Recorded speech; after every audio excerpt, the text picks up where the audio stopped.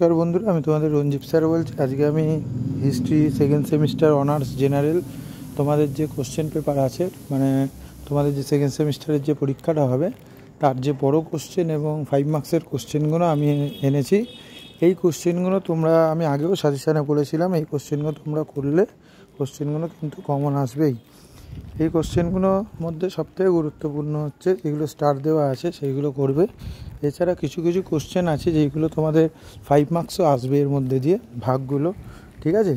এইগুলো করো। প্রস্তর যুগের সাংস্কৃতিক বৈশিষ্ট্য, নবপ্রস্তর যুগের বৈশিষ্ট্য, এইগুলো 5 মার্কসও আসে।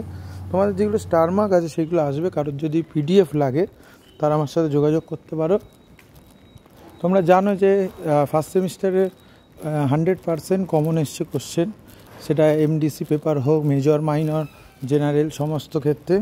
আমার 15 বছরের অভিজ্ঞতা আমি বলতে পারি যে ইতিহাসের ক্ষেত্রে আমি যেগুলো দেবো সেগুলো আসবেই আসবে, ঠিক আছে? এবং এই কোশ্চেনগুলোর উত্তরগুলো যদি তোমাদের লাগে পিডিএফ, আমার সাথে হোয়াটসঅ্যাপে যোগাযোগ করতে পারো, ঠিক আছে? এই কোশ্চেনগুলো করো, এইগুলো আসবে।